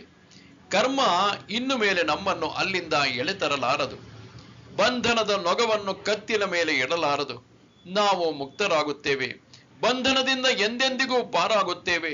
ಎಲ್ಲ ಸಂಶಯಗಳು ನಾಶವಾಗುತ್ತವೆ. ಆಸೆಗಳು ಸೀದು ಹೋಗುತ್ತವೆ. ಅನಂತ ರೂಪನು ಅವನು. ಈ ಪ್ರಪಂಚದಲ್ಲಿ ಇರುವ ಎಲ್ಲಾ ನಾಮರೂಪಗಳ ಹಿಂದೆ ಇರುವವನು ಅವನೇ. ಅವನೇ ವಿಶ್ವವನ್ನೆಲ್ಲ ವ್ಯಾಪಿಸಿಕೊಂಡಿರುವನು. ಆಕಾಶ ಹೇಗೆ ನಾಮರೂಪಗಳನ್ನೆಲ್ಲ ವ್ಯಾಪಿಸಿಕೊಂಡಿದೆಯೋ, ಅದರ ಒಳಗೆ ಮತ್ತು ಹೊರಗೆ ಇದೆಯೋ, ಹಾಗೆಯೇ ಭಗವಂತ ನಮ್ಮೊಳಗೆ ಮತ್ತು ಹೊರಗೆ ಇರುವನು. ವಾಯುರ್ಯಮೋಗ್ನಿರ್ವರುಣಃ ಶಶಾಂಕಃ ಪ್ರಜಾಪತಿಸ್ತ್ವಂ ಪಿತಾಮಹಶ್ಚ ನಮೋ ನಮೋಸ್ತೇಸ್ತು ಸಹಸ್ರಕೃತ್ವಃ ಪುನಶ್ಚ ಭೂಯೋಪಿ ನಮೋ ನಮಸ್ತೆ. ವಾಯು, ಅಗ್ನಿ, ಯಮ, ವರುಣ, ಚಂದ್ರ, ಪ್ರಜಾಪತಿ ಮತ್ತು ಅವರ ಪಿತಾಮಹನು ಅವರೆಲ್ಲರೂ ನೀನೇ. ನಿನಗೆ 1000 ನಮಸ್ಕಾರಗಳು. ಪುನಃ ನಮಸ್ಕಾರ, ಮತ್ತೊಮ್ಮೆ ನಮಸ್ಕಾರ. ನೀನೇ ಎಲ್ಲವೂ ಆಗಿರುವೆ ಎಂದು ಹೇಳಿ ಅರ್ಜುನ ಶ್ರೀಕೃಷ್ಣನ ಸುತ್ತ, ಆ ವಿಶ್ವರೂಪದ ಸುತ್ತ ಬಾರಿ ಬಾರಿಗೆ ನಮಸ್ಕರಿಸುತ್ತಾನೆ. ಯಾವಾಗ ಒಬ್ಬನಲ್ಲಿ ಉದ್ವೇಗಾತಿಶಯವಿರುವುದೋ ಆಗ ಒಮ್ಮೆ ಅವನು ಹೇಳಿದರೆ ತೃಪ್ತಿಯಾಗುವುದಿಲ್ಲ. ಪುನಃ ಪುನಃ ಅದನ್ನು ಹೇಳುವುದು ಮಾನವ ಸಹಜವಾದುದು. ನಮಃ ಪುರಸ್ತಥ ಪೃಷ್ಠತಸ್ತೆ ನಮೋಸ್ತುತೆ ಸರ್ವತ ಏವ ಸರ್ವಾ ಅನಂತ ವೀರ್ಯಾಮಿತ ವಿಕ್ರಮಸ್ತ್ವಂ ಸರ್ವಂ ಸಮಾಪ್ನೋಷಿ ತತೋಸಿ ಸರ್ವಃ. ಪರಮಾತ್ಮನೇ, ನಿನಗೆ ಹಿಂದೆ ಮುಂದೆ ಮತ್ತು ಎಲ್ಲಾ ಕಡೆಯಲ್ಲಿಯೂ ನಮಸ್ಕಾರ. ಅನಂತವೀರ್ಯನೇ, ನೀನು ಅಮಿತ ಪರಾಕ್ರಮನು. ನೀನು ಎಲ್ಲವನ್ನೂ ವ್ಯಾಪಿಸಿಕೊಂಡಿರುವುದರಿಂದ ಸರ್ವಸ್ವರೂಪನಾಗಿರುವೆ. ಪರಮಾತ್ಮನೇ ಎಲ್ಲರಿಗೂ ಆತ್ಮಸ್ವರೂಪನಾಗಿರುವನು. ಮನೆಯಲ್ಲಿ ವಿದ್ಯುತ್ ಶಕ್ತಿ ಬಲ್ಪಿನಲ್ಲಿ ಬೆಳಗುತ್ತಿದೆ. ಆದರೆ ಅದು ಒಂದೇ ಮೂಲದಿಂದ ಬಂದುದು. ವಿವಿಧ ಬಣ್ಣಗಳ ಬಲ್ಪುಗಳ ಹಿಂದೆ ಬೆಳಗುವುದು ಅದೊಂದೇ ಶಕ್ತಿ. ಅದರಂತೆಯೇ ನಮ್ಮ ಹಿಂದೆಲ್ಲ ಬೆಳಗುವವನು ಅವನೇ. ಯಾವುದನ್ನು ನಾವು ಎಂದು ಹೇಳಿಕೊಳ್ಳುತ್ತೇವೆಯೋ ಅದರೊಳಗೆ ಬೆಳಗುವವನು ಅವನೇ. ಅವನು ಯಾವಾಗ ಎಲ್ಲ ಕಡೆಯೂ ಇರುವನು, ಆಗ ಎಲ್ಲ ಕಡೆಗೂ ನಮಸ್ಕಾರ. ಅವನ ಒಂದು ಭಾಗದಷ್ಟೇ ಮತ್ತೊಂದು ಭಾಗ ಕೂಡ ಪವಿತ್ರ. ಸಕ್ಕರೆಯಿಂದ ಮಾಡಿದ ಬೊಂಬೆಯ ತಲೆಯನ್ನು ತಿಂದರೂ ಒಂದೇ, ಕಾಲನ್ನು ತಿಂದರೂ ಒಂದೇ. ಅವನು ಅನಂತ ಪರಾಕ್ರಮಶಾಲಿ, ಈ ಬ್ರಹ್ಮಾಂಡವನ್ನು ಸೃಷ್ಟಿಸಿದವನು, ಆಳುತ್ತಿರುವವನು, ಎಲ್ಲವನ್ನೂ ತನ್ನ ನಿಯಮವೆಂಬ ವಜ್ರ ಮುಷ್ಟಿಯಲ್ಲಿ ಬಿಗಿದು ಹಿಡಿದಿರುವವನು. ಅತಿ ಸಣ್ಣದಾದರೂ ಆಗಲಿ ದೊಡ್ಡದಾದರೂ ಆಗಲಿ ಯಾವುದೂ ಅವನನ್ನು ಮೀರಿ ಹೋಗಲಾರದು. ಈ ಪ್ರಪಂಚವನ್ನೆಲ್ಲ ಅವನು ವ್ಯಾಪಿಸಿಕೊಂಡಿರುವನು, ಎಲ್ಲವೂ ಅವನೇ ಆಗಿರುವನು. ಹೇಗೆ ಚಿನ್ನ ಅದರಿಂದ ಆದ ಪ್ರತಿಯೊಂದು ನಗ ನಾಣ್ಯದ ಹಿಂದೆಯೂ ಇದೆಯೋ, ಹಾಗೆಯೇ ಈ ಪ್ರಪಂಚದ ಎಲ್ಲಾ ನಾಮರೂಪಗಳ ಹಿಂದೆಯೂ ಭಗವಂತನೇ ಇರುವನು. ಸಖೇತಿ ಮತ್ವಾ ಪ್ರಸಭಂ ಯದುಕ್ತಂ ಹೇ ಕೃಷ್ಣ ಹೇ ಯಾದವ ಹೇ ಸಖೇತಿ ಅಜಾನತಾ ಮಹಿಮಾನಂ ತವೇದಂ ಮಯಾ ಪ್ರಮಾದಾತ್ ಪ್ರಣಯೇನ ವಾಪಿ ಯಚ್ಚಾಪಹಾಸಾರ್ಥಮಸತ್ಕೃತೋಸಿ ವಿಹಾರಶಯ್ಯಾಸನ ಭೋಜನೇಷು ಏಕೋಥವಾಪ್ಯಚ್ಯುತ ತತ್ಸಮಕ್ಷಂ ತತ್ಕ್ಷಾಮಯೇ ತ್ವಾಮಹಮಪ್ರಮೇಯಂ. ಅಚ್ಯುತ, ನಿನ್ನ ಮಹಿಮೆಯನ್ನು ಮತ್ತು ವಿಶ್ವರೂಪವನ್ನು ಅರಿಯದೆ ನೀನು ನನ್ನ ಸ್ನೇಹಿತನೆಂದು ತಿಳಿದು ಮರವಿನಿಂದ ಆಗಲಿ ಪ್ರೀತಿಯಿಂದ ಆಗಲಿ ಕೃಷ್ಣ, ಯಾದವ, ಸಖ ಎಂದು ನಿನ್ನನ್ನು ಕರೆದು ಅವಿವೇಕವನ್ನೇನಾದರೂ ಮಾಡಿದ್ದರೆ, ವಿನೋದವಾಗಿ ಆಟವಾಡುವಾಗಲೂ ಊಟ ಮಾಡುವಾಗಲೂ ಮಲಗುವಾಗಲೂ ನಿನ್ನೊಟ್ಟಿಗಿದ್ದಾಗ ನನ್ನಿಂದ ನಿನಗೆ ಏನಾದರೂ ಅಪಮಾನವಾಗಿದ್ದರೆ ಅದನ್ನು ಕ್ಷಮಿಸಬೇಕೆಂದು ಪ್ರಾರ್ಥಿಸುತ್ತೇನೆ. ಅರ್ಜುನ ಮೊದಲು ಶ್ರೀಕೃಷ್ಣನನ್ನು ತನ್ನ ಕೇವಲ ಸಖ ಎಂದು ಮಾತ್ರ ತಿಳಿದಿದ್ದ. ಶ್ರೀಕೃಷ್ಣನ ಮಹಿಮೆ ಗೊತ್ತಾದದ್ದು ಕುರುಕ್ಷೇತ್ರದ ಯುದ್ಧಭೂಮಿಯಲ್ಲಿ. ಚಿನ್ನವನ್ನು ಒರೆಗಲ್ಲಿಗೆ ತಿಕ್ಕಿದಾಗ ತಾನೇ ಅದು ಏನು ಎಂಬುದು ಗೊತ್ತಾಗುವುದು. ಯಾವಾಗ ವಿಶ್ವರೂಪವನ್ನು ನೋಡಿದನೋ ಆಗ ಶ್ರೀಕೃಷ್ಣನ ಮಹಿಮೋನ್ನತ ವ್ಯಕ್ತಿತ್ವ ಗೊತ್ತಾಗುವುದು. ಆಗ ಹಿಂದೆ ಶ್ರೀಕೃಷ್ಣನನ್ನು ಅಷ್ಟು ಸದರದಿಂದ ಕಂಡುದಕ್ಕೆ ಕ್ಷಮಾಪಣೆ ಬೇಡುವನು. ಇದನ್ನೆಲ್ಲ ಅಜ್ಞಾನದಲ್ಲಿದ್ದಾಗ ಮಾಡಿದ್ದು. ಆವಾಗ ನಮಗೆ ಏನೂ ಅನ್ನಿಸುವುದಿಲ್ಲ. ಆದರೆ ಜ್ಞಾನೋದಯವಾದ ಕೂಡಲೇ ಮೊದಲು ನಮಗೆ ಗೊತ್ತಾಗುವುದು ನಮ್ಮ ಅವಿವೇಕ. ಅಯ್ಯೋ, ಎಂತಹ ತಪ್ಪನ್ನು ನಾನು ಮಾಡಿದೆ ಎಂದು ಆಗ ತಳಮಳಿಸುವೆವು. ಪಿತಾಸಿ ಲೋಕಸ್ಯ ಚರಾಚರಸ್ಯ ತ್ವಮಸ್ಯ ಪೂಜ್ಯಶ್ಚ ಗುರುರ್ಗರೀಯಾನ್ ನ ತ್ವತ್ಸಮೋಸ್ತ್ಯಭ್ಯಧಿಕ ಕುತೋನ್ಯಃ ಲೋಕತ್ರಯೇ ಪ್ರತಿಮ ಪ್ರಭಾವ. ಅಪ್ರತಿಮ ಪ್ರಭಾವನೆ, ಸ್ಥಾವರ ಜಂಗಮ ಲೋಕಕ್ಕೆ ತಂದೆ ನೀನು. ಅದಕ್ಕೆ ಪೂಜ್ಯನು, ಗುರುವು, ಶ್ರೇಷ್ಠನೂ ಆಗಿರುವೆ. ಲೋಕತ್ರಯದಲ್ಲಿ ನಿನಗೆ ಸಮಾನರಿಲ್ಲ. ಹೀಗಿರುವಾಗ ನಿನಗಿಂತ ದೊಡ್ಡವರು ಎಲ್ಲಿರುವರು? ಭಗವಂತನ ಪ್ರಭಾವ ಅಪ್ರತಿಮವಾದುದು. ಇದರಷ್ಟು ತನ್ನ ಪ್ರಭಾವವನ್ನು ನಮ್ಮ ಮೇಲೆ ಬೀರುವ ಮತ್ತೊಂದು ಇಲ್ಲ. ಅದು ಅಮೋಘವಾದುದು. ಎಷ್ಟು ದಿನಗಳ ಮೇಲೆ ಆದರೂ ಅದು ನಮ್ಮ ಮೇಲೆ ಪ್ರಭಾವವನ್ನು ಬೀರಿಯೇ ಬೀರುವುದು. ಎಂದಿಗೂ ಅದು ವ್ಯರ್ಥವಾಗುವುದಿಲ್ಲ. ಅವನ ಪ್ರಭಾವವೆಂಬುದು ಬೀಜದಂತೆ. ಒಂದಲ್ಲ ಒಂದು ದಿನ ಅದು ಮೊಳೆಯುವುದು. ಯಾವಾಗ ಅದಕ್ಕೆ ಸ್ವಲ್ಪ ತೇವ ಮತ್ತು ನೆಲದ ಆಸರೆ ಸಿಕ್ಕುವುದೋ ಆಗ ಅದರೊಳಗೆ ಇರುವ ಸಸಿ ಬೇರು ಬಿಡಲೆತ್ತಿಸುವುದು. ಭಗವಂತ ಕೆಲವರ ಮೇಲೆ ತನ್ನ ಪ್ರಭಾವವನ್ನು ಬೀರಲು ಸ್ವಲ್ಪ ಕಾಲ ತೆಗೆದುಕೊಳ್ಳುವನು. ಅವರು ಕಲ್ಲು ನೆಲದಂತೆ, ಬಂಡೆಯಂತೆ ಇರುವರು. ಆದರೆ ಅನೇಕ ಕಡೆ ನಾವು ಬಂಡೆಯ ಸಂದಿಯಿಂದ ದೊಡ್ಡ ಗಿಡ ಎದ್ದಿರುವುದನ್ನು ನೋಡುತ್ತೇವೆ. ಬೆಳವಣಿಗೆಗೆ ವಿರೋಧವಾಗಿ ವಾತಾವರಣ ಇದ್ದರೂ ಅವನ ಕರುಣೆ ನಮ್ಮ ಮೇಲೆ ಬಿದ್ದರೆ ಹೇಗೋ ಅವನ ಕಡೆಗೆ ಹೋಗುವುದಕ್ಕೆ ಅವಕಾಶವನ್ನು ಅವನು ಕಲ್ಪಿಸುವನು. ಅವನು ಚರ ಅಚರ ವಸ್ತುಗಳಿಗೆಲ್ಲ ತಂದೆಯಾಗಿರುವನು. ಎಲ್ಲವನ್ನೂ ಸೃಷ್ಟಿಸಿದವನು ಮಾತ್ರವಲ್ಲ, ಎಲ್ಲರ ರಕ್ಷಣೆಯೂ ಅವನ ಜವಾಬ್ದಾರಿ. ಅವನು ಯಾವುದನ್ನು ತಿರಸ್ಕರಿಸುವುದಿಲ್ಲ. ಬಂದುದೆಲ್ಲ ಮುಂದುವರಿಯುವುದಕ್ಕೆ ಅವಕಾಶ ಕಲ್ಪಿಸುವನು. ಬೆಟ್ಟದ ಮೇಲೆ ಹುಟ್ಟಿರುವ ಗಿಡಕ್ಕೆ ನೀರೆರೆಯುವನು. ಪಶು ಪಕ್ಷಿ ಪ್ರಾಣಿಗಳಿಗೆಲ್ಲ ಕಾಲ ಕಾಲಕ್ಕೆ ಆಹಾರ ಒದಗಿಸುವನು. ಅವುಗಳಿಗೆಲ್ಲ ಅಷ್ಟು ಸುಂದರವಾದ ಬಟ್ಟೆಯನ್ನು ಕೊಟ್ಟಿರುವನು. ಪಕ್ಷಿಗಳಿಗೆಲ್ಲ ಎಷ್ಟೊಂದು ಆಕಾರದ ಪುಕ್ಕಗಳು, ಅದರಲ್ಲಿ ಎಂತೆಂತಹ ಬಣ್ಣಗಳು. ಬೆಳಿಗ್ಗೆ ಹುಟ್ಟಿ ಸಾಯಂಕಾಲ ಸತ್ತು ಬೀಳುವ ಚಿಟ್ಟೆಯ ರೆಕ್ಕೆಯ ಮೇಲೆ ಎಂತಹ ಅದ್ಭುತವಾದ ಚಿತ್ರ ಬರೆದಿರುವನು ದೇವರು. ಮನುಷ್ಯ ಅವುಗಳನ್ನು ನೋಡಿ ತನ್ನ ಬಟ್ಟೆಗೆ ಬಣ್ಣ ಹಾಕಬೇಕಾಗಿದೆ. ಯಾವಾಗ ಅವನು ಲೋಕಕ್ಕೆ ತಂದೆ ಎಂಬ ಭಾವ ಬರುವುದೋ ನಾವು ಆಗ ಎಲ್ಲವನ್ನೂ ಪ್ರೀತಿಸುತ್ತೇವೆ. ಏಕೆಂದರೆ ಇವರೆಲ್ಲರೂ ನಮ್ಮಂತೆಯೇ ಭಗವಂತನ ಮಕ್ಕಳು. ಅವನು ಬರೀ ತಂದೆಯಲ್ಲ, ಪೂಜ್ಯ ತಂದೆ, ಪರಮ ಪವಿತ್ರ ಭಗವಂತ. ಅವನಷ್ಟು ಗೌರವಕ್ಕೆ ಅರ್ಹವಾದುದು ಈ ಪ್ರಪಂಚದಲ್ಲಿ ಇಲ್ಲ. ಅವನು ಲೋಕಗುರು. ಆ ಲೋಕಗುರುವೇ ಹಲವು ಮಾನವ ಗುರುಗಳ ಮೂಲಕ ಕೆಲಸ ಮಾಡಿ ನಮ್ಮನ್ನು ಗುರಿಯೆಡೆಗೆ ಒಯ್ಯುತ್ತಿರುವನು. ನಮ್ಮ ಆಧ್ಯಾತ್ಮಿಕ ಜೀವನ ವಿಕಾಸವಾಗಲು ಅವಕಾಶ ಕಲ್ಪಿಸುವನು. ಅದಕ್ಕೆ ಬೇಕಾದ ಗ್ರಂಥಗಳನ್ನು ಒದಗಿಸುವನು. ಆ ಜೀವನ ವಿಕಾಸವಾಗುವುದಕ್ಕೆ ವಾತಾವರಣವನ್ನು ಕಲ್ಪಿಸುವನು. ಇರುವ ಆತಂಕಗಳನ್ನು ನಿವಾರಿಸುವನು.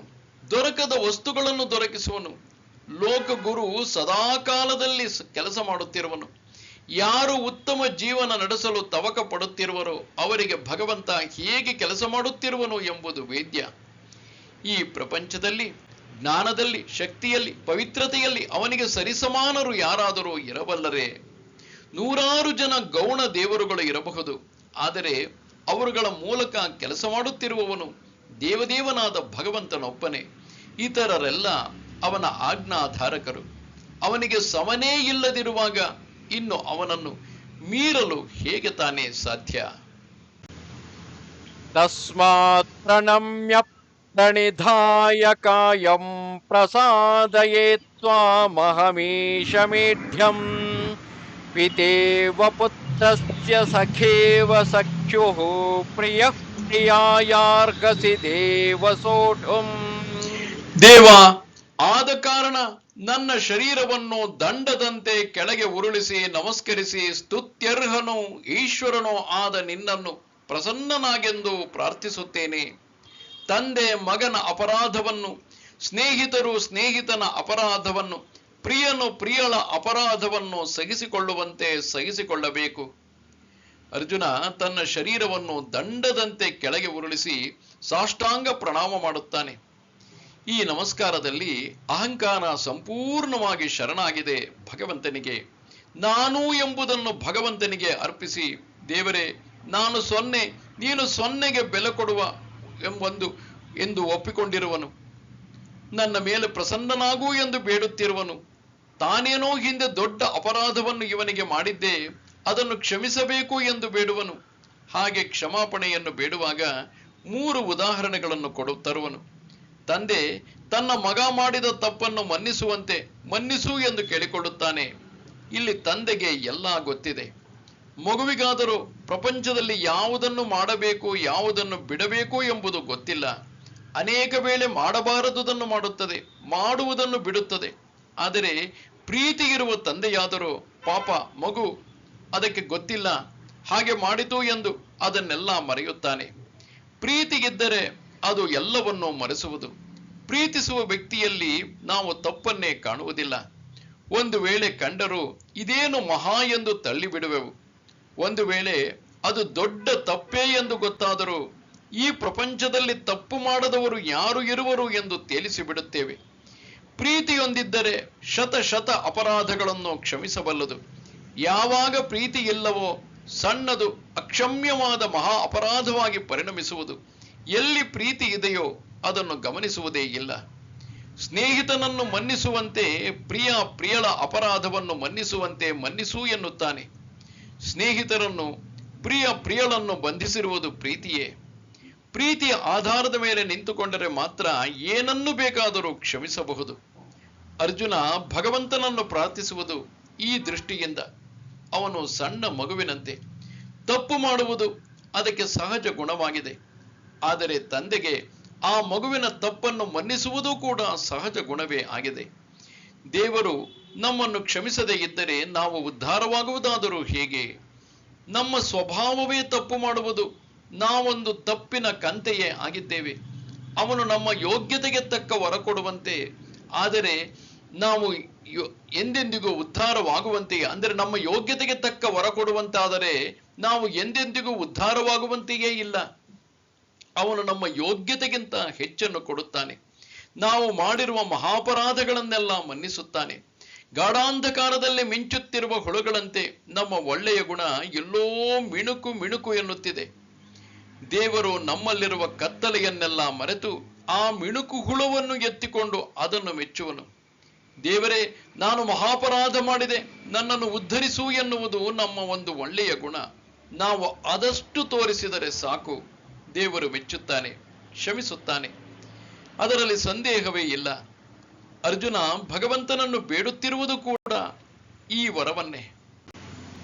ಅದೃಷ್ಟಪೂರ್ವಂ ಹೃಷಿತೋಸ್ಮಿ ದೃಷ್ಟ್ವಾ ಭಯೇನ ಚ ಪ್ರವ್ಯಥಿತಂ ಮನೋ ಮೇ ತದೇವ ಮೇ ದರ್ಶಯ ದೇವರೂಪಂ ಪ್ರಸೀದ ದೇವೇಶ ಜಗನ್ನಿವಾಸ. ದೇವ, ಹಿಂದೆ ಎಂದೂ ನೋಡದ ವಿಶ್ವರೂಪವನ್ನು ನೋಡಿ ಹರ್ಷಿತವಾಗಿದ್ದೇನೆ ಮತ್ತು ಭಯದಿಂದ ನನ್ನ ಮನಸ್ಸು ಕ್ಲೇಶಗೊಂಡಿದೆ. ದೇವೇಶ, ನಿನ್ನ ಆ ರೂಪವನ್ನೇ ನನಗೆ ತೋರಿಸು. ಜಗನ್ನಿವಾಸ, ದಯ ತೋರು. ಇಲ್ಲಿ ಅರ್ಜುನ ಎರಡು ಭಾವಗಳಿಂದ ತಾಡಿತನಾಗಿರುವನು. ಒಂದು, ಹಿಂದೆ ಎಂದೂ ನೋಡದ ಭಗವಂತನ ಐಶ್ವರ್ಯ ರೂಪವನ್ನು ನೋಡಿ ಆನಂದ ಪಡುತ್ತಿರುವನು ಮತ್ತು ಅದೇ ಭಯಂಕರ ವಿಶ್ವರೂಪವನ್ನು ನೋಡಿ ತಲ್ಲಣಿಸುತ್ತಿರುವನು. ಅದನ್ನು ಹೆಚ್ಚು ಕಾಲ ನೋಡಲಾರನು. ಇವನ ಮನಸ್ಸು ಭಗವಂತನ ರುದ್ರ ರೂಪವನ್ನು ನೋಡುವುದಕ್ಕೆ ಇನ್ನೂ ಅಣಿಯಾಗಿಲ್ಲ. ತುಂಬಾ ಸಿಹಿಯಾಗಿರುವುದನ್ನು ನಾವು ಹೆಚ್ಚು ತಿನ್ನುವುದಕ್ಕೆ ಆಗುವುದಿಲ್ಲ. ಸ್ವಲ್ಪ ತಿನ್ನುವುದರೊಳಗೆ ವಾಂತಿ ಬರುವುದು. ಹಾಗಾಗಿದೆ ವಿಶ್ವರೂಪ ದರ್ಶನ. ಅರ್ಜುನನಿಗೆ ನಿನ್ನ ರೂಪವನ್ನೇ ತೋರಿಸು ಎನ್ನುತ್ತಾನೆ. ಅಂದರೆ ಶ್ರೀಕೃಷ್ಣನ ಹಳೆಯ ರೂಪ. ಯಾವ ರೂಪಿನಲ್ಲಿ ಅವನನ್ನು ಸಖಾ ಎಂದು ಕರೆದನೋ, ಯಾವ ರೂಪಿನಲ್ಲಿ ಈಗ ಸಾರಥ್ಯವನ್ನು ಮಾಡುತ್ತಿರುವನು, ಅದನ್ನೇ ತೋರು ಎನ್ನುವನು. ಜೀವನದಲ್ಲಿ ಒಂದು ವಸ್ತುವನ್ನು ಅದು ಏನು ಎಂಬುದನ್ನು ಆಲೋಚಿಸದೆ ಇಚ್ಛಿಸುತ್ತೇವೆ. ಅದು ಬಂದಾಗ ತಲ್ಲಣಿಸುತ್ತೇವೆ. ಏಕೆಂದರೆ ನಾವು ಸತ್ಯವನ್ನು ಒಂದು ರೀತಿ ಕಲ್ಪಿಸಿಕೊಂಡಿರುವೆವು. ವಾಸ್ತವದ ಸಿಡಿಲು ಹೊಡೆಯಿತು ಎಂದರೆ ನಮ್ಮ ಸುಂದರ ಕಲ್ಪನೆಯ ಅರಮನೆ ಪುಡಿ ಪುಡಿಯಾಗುವುದು. ಆ ಬಡಿತವನ್ನು ಸಹಿಸುವುದಕ್ಕೆ ಸಿದ್ಧರಾಗಿಲ್ಲ ನಾವಿನ್ನು. ಕಿರೀಟಿನಂ ಗದಿನಂ ಚಕ್ರಹಸ್ತಂ ಇಚ್ಛಾಮಿ ತ್ವಾಂ ದ್ರಷ್ಟುಮಹಂ ತಥೈವ ತೇನೈವ ರೂಪೇಣ ಚತುರ್ಭುಜೇನ ಸಹಸ್ರಬಾಹೋ ಭವ ವಿಶ್ವಮೂರ್ತೆ. ಸಹಸ್ರ ಬಾಹುವೆ, ಮೊದಲಿನಂತೆ ಕಿರೀಟಧಾರಿಯೂ ಗದಾಧರನು ಚಕ್ರಪಾಣಿಯೂ ಆಗಿರುವ ನಿನ್ನನ್ನು ನೋಡಲು ಇಚ್ಛಿಸುತ್ತೇನೆ. ವಿಶ್ವಮೂರ್ತೆ, ಚತುರ್ಭುಜವುಳ್ಳ ನಿನ್ನ ಹಿಂದಿನ ರೂಪಿನಿಂದಲೇ ಇರುವವನಾಗು. ಅರ್ಜುನನಿಗೆ ಸಹಸ್ರ ಬಾಹುಗಳುಳ್ಳ ವಿಶ್ವರೂಪ ಬೇಕಾಗಿಲ್ಲ. ಅದು ಬಹಳ ಉಗ್ರವಾದುದು. ಅದನ್ನು ಹೆಚ್ಚು ಕಾಲ ಸಹಿಸಲಾರನು. ಅವನಿಗೆ ಚತುರ್ಭುಜವೇ ಸಾಕು. ಶಂಖಚಕ್ರ ಗದಾ ಪದ್ಮವೇ ಸಾಕು. ಎಲ್ಲಾ ವಿಧವಾದ ಆಯುಧಗಳನ್ನು ಅವನು ಧರಿಸಿರಬೇಕಾಗಿಲ್ಲ. ಗದೆ ಹತ್ತಿರದಲ್ಲಿರುವ ದುಷ್ಟರನ್ನು ದಮನ ಮಾಡುವುದಕ್ಕೆ, ಚಕ್ರ ದೂರದಲ್ಲಿರುವ ದುಷ್ಟರನ್ನು ನಿಗ್ರಹಿಸುವುದಕ್ಕೆ. ಅವನಿಗೆ ಸರ್ವವ್ಯಾಪಿಯಾದ ವಿಶ್ವಮೂರ್ತಿ ಬೇಕಾಗಿಲ್ಲ. ವಸುದೇವ ಪುತ್ರ ಸಾಕು. ನೋಡಲು ಸೌಮ್ಯವಾಗಿರಬೇಕು. ಸೂರ್ಯ ಹುಟ್ಟುತ್ತಿರುವಾಗ ಅಥವಾ ಮುಳುಗುತ್ತಿರುವಾಗ ನೋಡಲು ಸುಂದರವಾಗಿರುವನು. ಅವನನ್ನು ಆಗ ಎಷ್ಟು ಹೊತ್ತು ಬೇಕಾದರೂ ನೋಡಬಹುದು. ಅದೇ ಸೂರ್ಯ ನೆತ್ತಿಯ ಮೇಲಿರುವಾಗ ಒಂದು ಕ್ಷಣ ನೋಡುವುದರೊಳಗೆ ಕಣ್ಣಿಗೆ ಕತ್ತಲೆ ಕಟ್ಟಿದಂತಾಗುವುದು. ಆಗಲೇ ಭಗವಂತ ದಯೆಯಿಂದ ಅರ್ಜುನನಿಗೆ ಹೇಳುತ್ತಾನೆ. ಶ್ರೀ ಭಗವಾನುವಾಚ ಮಯಾ ಪ್ರಸನ್ನೇನ ತಮಾರ್ಜುನೇದಂ ರೂಪಂ ಪರಂ ದರ್ಶಿತಮಾತ್ಮಯೋಗಾತ್ ತೇಜೋಮಯಂ ವಿಶ್ವಮನಂತಮಾದ್ಯಂ ಯನ್ಮೇ ತ್ವದನ್ಯೇನ ನ ದೃಷ್ಟಪೂರ್ವಂ. ಅರ್ಜುನ, ಪ್ರಸನ್ನನಾದ ನಾನು ತೇಜೋಮಯವೂ ಪರಿಪೂರ್ಣವೂ ಅನಂತವೂ ಆದ್ಯವೂ ಆದ ಈ ವಿಶ್ವರೂಪವನ್ನು ನನ್ನ ಯೋಗದ ಸಾಮರ್ಥ್ಯದಿಂದ ತೋರಿಸಿದನು. ನಿನ್ನ ಹೊರತು ಬೇರೆ ಯಾರು ಹಿಂದೆ ಇದನ್ನು ನೋಡಿರಲಿಲ್ಲ. ಶ್ರೀಕೃಷ್ಣ ಅರ್ಜುನನ ಭಕ್ತಿಗೆ ಮೆಚ್ಚಿ ಅವನು ಕೇಳಿದುದನ್ನು ಕೊಟ್ಟನು. ಭಗವಂತ ಇನ್ನು ಯಾವುದಕ್ಕೂ ಒಲಿಯುವುದಿಲ್ಲ. ನಾನು ನಿನ್ನಲ್ಲಿ ಶರಣಾದೆ, ನೀನು ನನ್ನನ್ನು ಉದ್ಧಾರ ಮಾಡಬೇಕು ಎಂದು ಎಳೆಯ ಮಗುವಿನಂತೆ ಯಾವಾಗ ದೇವರಲ್ಲಿ ಶರಣಾಗುತ್ತೇವೆಯೋ ಆಗಲೇ ದೇವರಿಗೆ ಭಕ್ತನ ಮೇಲೆ ಪ್ರೀತಿ ವ್ಯಕ್ತವಾಗುವುದು. ನಾವು ಅವನಲ್ಲಿ ಶರಣಾದರೆ ನಮ್ಮನ್ನು ಉದ್ಧರಿಸುವುದಕ್ಕೆ ಅವನ ಕೈಗಳು ಮೇಲಕ್ಕೆ ಎತ್ತುವವು. ಭಕ್ತ ಏನನ್ನು ಕೇಳುತ್ತಾನೆಯೋ ಅದನ್ನು ದೇವರು ಇಲ್ಲ ಎನ್ನುವುದಿಲ್ಲ. ಅರ್ಜುನ ಭಗವಂತನ ವಿಶ್ವರೂಪವನ್ನೇ ನೋಡಬೇಕು ಎಂದು ಕೋರಿಕೊಂಡ. ಅದನ್ನು ದೇವರು ತೋರಿಸಿದ. ಆದರೆ ಅದನ್ನು ತೋರಬೇಕಾದರೆ ಅದ್ಭುತ ಯೋಗಶಕ್ತಿ ಬೇಕು. ಅದನ್ನು ಒಬ್ಬ ನೋಡಬೇಕಾದರೂ ನಮ್ಮ ಜಡ ಕಣ್ಣು ಸಾಲದು, ದಿವ್ಯ ಚಕ್ಷುಸ್ಸು ಬೇಕು. ಶ್ರೀಕೃಷ್ಣ ಅರ್ಜುನನಿಗೆ ದಿವ್ಯ ಚಕ್ಷುಸ್ಸನ್ನು ಅನುಗ್ರಹಿಸಿ ಅದರ ಮೂಲಕ ಭಗವಂತನ ವಿಶ್ವರೂಪವನ್ನು ನೋಡುವಂತೆ ಮಾಡಿದ. ತೋರಿದ ವಿಶ್ವರೂಪವು ತೇಜೋಮಯವಾಗಿದೆ, ಕೋಟಿ ಸೂರ್ಯ ಪ್ರಕಾಶಮಾನವಾಗಿದೆ, ಅದು ಸಂಪೂರ್ಣವಾಗಿದೆ. ದಯಾಮಯನಾದ ಸೃಷ್ಟಿಯನ್ನು ಪಾಲಿಸುತ್ತಿರುವ ವಿಷ್ಣುವಿನ ಸ್ವರೂಪಕ್ಕಿಂತ ಹೆಚ್ಚಾಗಿ ಪ್ರಪಂಚವನ್ನೆಲ್ಲ ಸಂಹರಿಸುವ ಕಾಲ ರುದ್ರನಂತೆ ಇದ್ದ ವಿಶ್ವರೂಪವನ್ನು ನೋಡಿದ. ಅದು ಅನಂತವಾಗಿರುವುದನ್ನು ನೋಡಿದ. ಎಲ್ಲೆಲ್ಲಿಯೂ ಅವನ ಕೈಗಳೇ, ಕಾಲುಗಳೇ, ಮುಖಗಳೇ, ಅವನಿಲ್ಲದ ಸ್ಥಳವೇ ಇರಲಿಲ್ಲ. ಭಗವಂತನ ಈ ಶಕ್ತಿ, ಪರಾಕ್ರಮ ಮತ್ತು ವಿಭೂತಿಗಳು ಆದಿಯಿಂದಲೂ ಇವೆ. ಇದನ್ನೇನು ಅವನು ನಮ್ಮಂತೆ ಸಾಧನಾ ಬಲದಿಂದ ಹೊಸದಾಗಿ ಸಂಪಾದಿಸಿಕೊಂಡಿದ್ದಲ್ಲ. ಇದು ಅವನ ಸಹಜ ಸ್ಥಿತಿ. ಸೂರ್ಯ ಪ್ರಯತ್ನಪಟ್ಟು ಬೆಳಗುವುದನ್ನು ಪಡೆಯಬೇಕಾಗಿಲ್ಲ. ಹಾಲು ಪ್ರಯತ್ನಪಟ್ಟು ಬಿಳಿಯಾಗಬೇಕಾಗಿಲ್ಲ. ಅದರ ಸ್ವಭಾವವೇ ಅದು. ಅದರಂತೆಯೇ ಆದಿಯಿಂದಲೂ ಭಗವಂತ ಹಾಗೆಯೇ ಇದ್ದ. ಇಂತಹ ವಿಶ್ವರೂಪವನ್ನು ಹಿಂದೆ ಯಾರೂ ಇದುವರೆಗೂ ನೋಡಿರಲಿಲ್ಲ ಎಂದು ಶ್ರೀಕೃಷ್ಣ ಹೇಳುತ್ತಿರುವನು. ಬಹುಶಃ ಯಾರು ಇದನ್ನು ಹೀಗೆ ನೋಡಲು ಕಾತರರಾಗಿಲ್ಲವೆಂದು ಕಾಣುವುದು. ಯಾರೂ ಇದನ್ನು ಕೇಳಿರಲಿಲ್ಲ, ಅದಕ್ಕಾಗಿ ತೋರಿರಲಿಲ್ಲ. ಕೇಳಿದ್ದರೆ ಭಗವಂತ ತೋರುತ್ತಿದ್ದ ಎಂದು ಊಹಿಸಬಹುದು. ಅವನಿಗೆ ಅರ್ಜುನ ಹೇಗೆ ಭಕ್ತನೋ ಹಾಗೆ ಎಲ್ಲರೂ ಕೂಡ. ಆದರೆ ಭಕ್ತನು ಆಶಿಸುವುದು ಪ್ರೀತಿಸಬಲ್ಲ ಒಬ್ಬ ಪರಮೇಶ್ವರನನ್ನು, ನೋಡಿದರೆ ಅಂಜಿಕೊಂಡು ಓಡಿ ಹೋಗುವ ಭಯಂಕರ ರೂಪವನ್ನು ಅಲ್ಲ. ಇಲ್ಲಿ ಅರ್ಜುನನಿಗೆ ತೋರುವ ವಿಶ್ವರೂಪ ಹಿಂದೆ ಭಗವಂತನೇ ಕೆಲವರಿಗೆ ತೋರಿದ ವಿಶ್ವರೂಪದಂತೆ ಇಲ್ಲ. ತನ್ನ ತಾಯಿ ಯಶೋದೆಗೆ ಬಾಯಿಯೊಳಗೆ ಬ್ರಹ್ಮಾಂಡ ತೋರಿದ. ದುರ್ಯೋಧನನ ಸಭೆಯಲ್ಲಿ ಎಲ್ಲರೂ ಅನಂತ ಕೃಷ್ಣರಂತೆ ಕಾಣುತ್ತಾರೆ. ಯುದ್ಧವನ್ನು ಪೂರೈಸಿಕೊಂಡು ಹಿಂತಿರುಗಿ ಹೋಗುತ್ತಿದ್ದಾಗ ಉದಂಕನೆಂಬ ಋಷಿ ಶ್ರೀಕೃಷ್ಣನನ್ನು ವಿಶ್ವರೂಪವನ್ನು ತೋರು ಎಂದು ಕೇಳಿಕೊಂಡಾಗ ಅವನಿಗೆ ತೋರುವನು. ಆದರೆ ಅರ್ಜುನ ನೋಡಿದಂತಹ ವಿಶ್ವರೂಪ ಬೇರೆ ವಿಧದ್ದು. ಇದನ್ನು ಶ್ರೀಕೃಷ್ಣ ಅರ್ಜುನನಿಗೆ ಮಾತ್ರ ತೋರಿಸುತ್ತಾನೆ. ಏಕೆಂದರೆ ಅವನಿಗೆ ನಿಸ್ಸಂಶಯವಾಗಿ ಗೊತ್ತಾಗಬೇಕು, ಈಗ ಪ್ರಳಯ ಮಾಡುವುದಕ್ಕೆ ಭಗವಂತನೇ ನಿಂತಿರುವನು. ಅರ್ಜುನ ಮಾಡುವುದಿಲ್ಲವೆಂದರೂ ಅದು ನಿಲ್ಲುವ ಹಾಗಿಲ್ಲ ಎಂಬುದು. ಆ ಸಂಹಾರದ ಕೆಲಸ ಆಗಲೇಬೇಕಾಗಿದೆ. ಅದು ಆಗಿಯೇ ಆಗುವುದು. ಅರ್ಜುನ ಮಾಡಲಿ ಬಿಡಲಿ, ಅದೇನು ನಿಲ್ಲುವ ಹಾಗಿಲ್ಲ. ಭಗವಂತನ ಲೀಲಾ ನಾಟಕದಲ್ಲಿ ಅರ್ಜುನ ಒಬ್ಬ ಪಾತ್ರಧಾರಿ ಅಷ್ಟೇ. ಅವನು ಬೇಕಾದರೆ ತನ್ನ ಪಾತ್ರವನ್ನು ಅಭಿನಯಿಸಬಹುದು.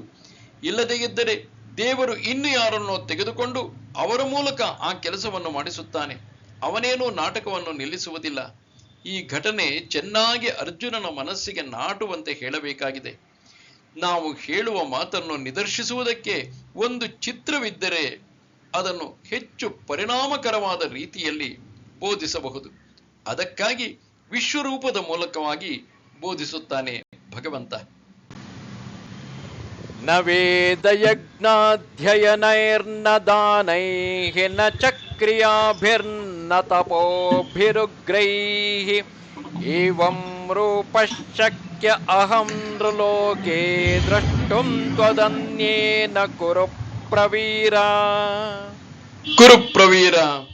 ವೇದ, ಯಜ್ಞ, ಅಧ್ಯಯನ ಇವುಗಳಿಂದಲಾಗಲಿ, ದಾನಗಳಿಂದಲಾಗಲಿ ಮತ್ತು ಕರ್ಮಗಳಿಂದಲಾಗಲಿ, ಉಗ್ರವಾದ ತಪಸ್ಸುಗಳಿಂದಲಾಗಲಿ ಈ ರೂಪವುಳ್ಳ ನನ್ನನ್ನು ಮನುಷ್ಯ ಲೋಕದಲ್ಲಿ ನಿನ್ನ ಹೊರತು ಮತ್ತೊಬ್ಬನಿಂದ ನೋಡಲು ಶಕ್ಯವಿಲ್ಲ.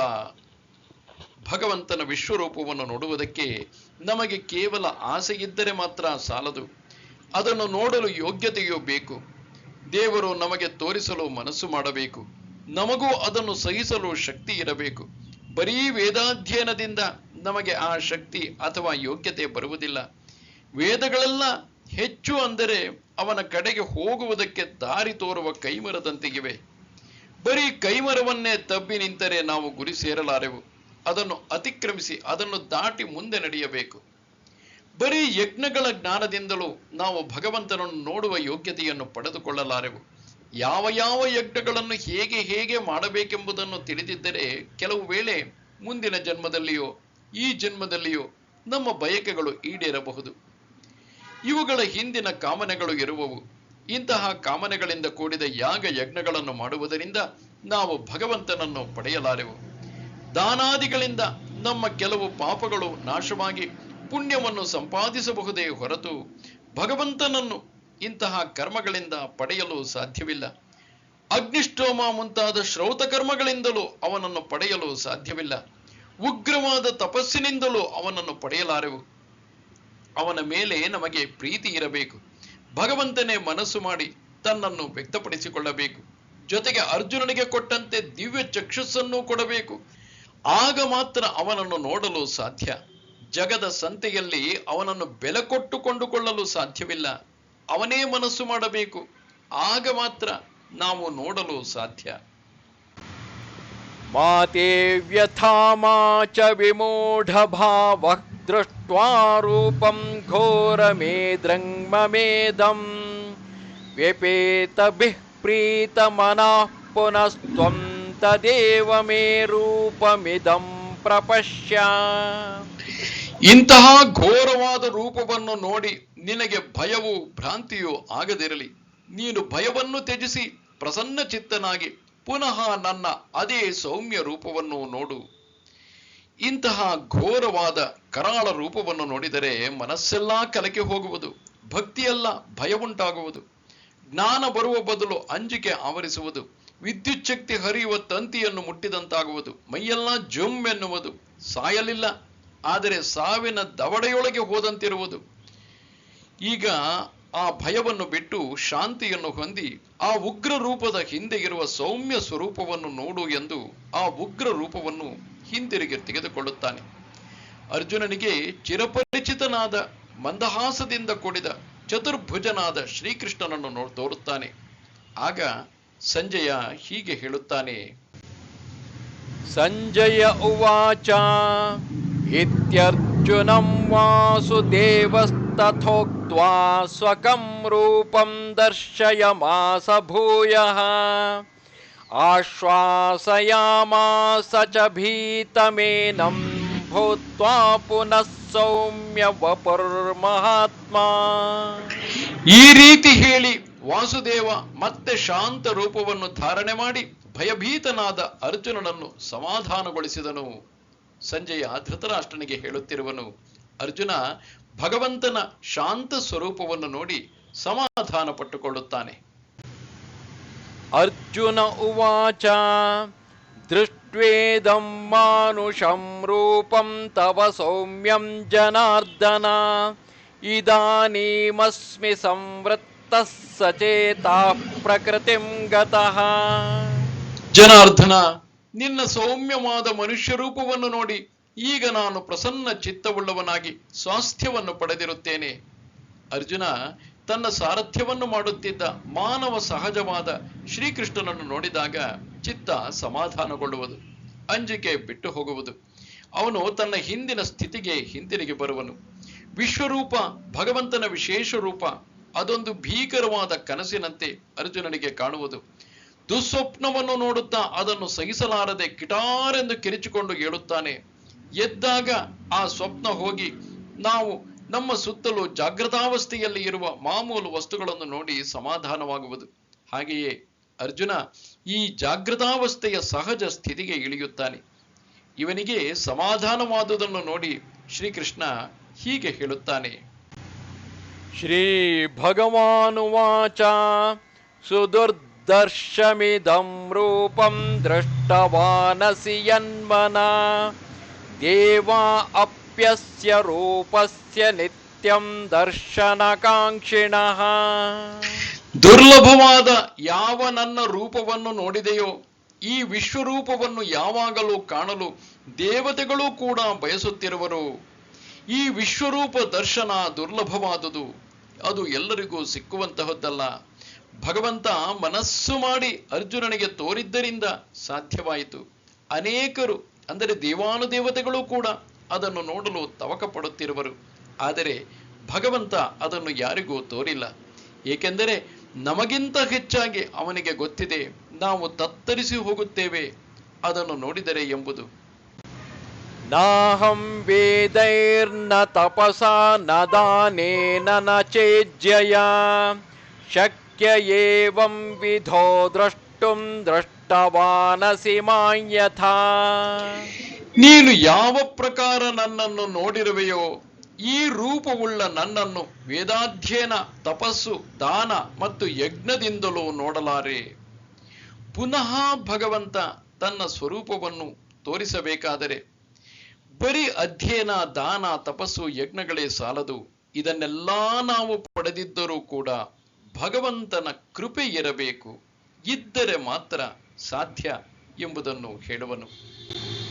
ಭಕ್ತ್ಯಾ ತ್ವನನ್ಯಯಾ ಶಕ್ಯ ಅಹಮೇವಂ ವಿಧೋರ್ಜುನ ಜ್ಞಾತುಂ ದ್ರಷ್ಟುಂಚ ತತ್ವೇನ ಪ್ರವೇಷ್ಟುಂಚ ಪರಂತಪ.